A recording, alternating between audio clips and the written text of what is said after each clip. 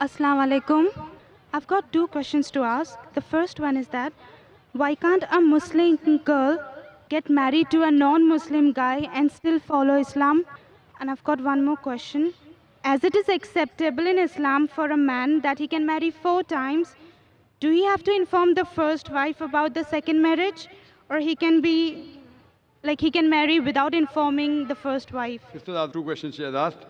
The first question she posed is that in Islam, is it compulsory that you should take the permission of the first wife before marrying the second wife? And the first question of hers was that in Islam, why can a man marry a non-Muslim girl? As far as the first question is... Like that. I'm sorry? It's like if a girl is born in a Muslim family, why she cannot marry a non-Muslim guy and still follow Islam?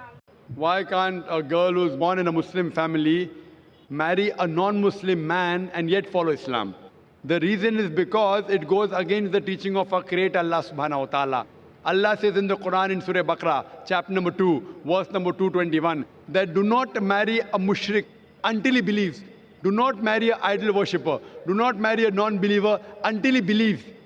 Even a believer, even if he's a slave man, even if he's a bondsman, he's far better than a non-believer, than a mushrik man, than a non-Muslim man, even if he allows you. Means even if he may be the most handsome man in the world, he may be the richest man. And if he's a non-Muslim, a Muslim man who may be dark, who may be ugly, who may be a slave, is far superior. Similarly, the verse continues that for a man, he should not marry an unbelieving woman until she believes. A believing woman who's a slave woman is far superior than an unbelieving woman, even if she allows you. The logical reason, sister, is that in a car or in a vehicle, if one tire is of a bicycle and the other tire is of a truck, so will the vehicle run? But naturally, no. All the 4 tires should be equal. And furthermore, you ask the question that can she be a good Muslim by marrying a non-Muslim? The reason is that in Islam, we want our spouse, our life partner, also to go to Jannah. Now, she has found the way to Jannah. She has found the way to paradise. That her paradise is in following Islam.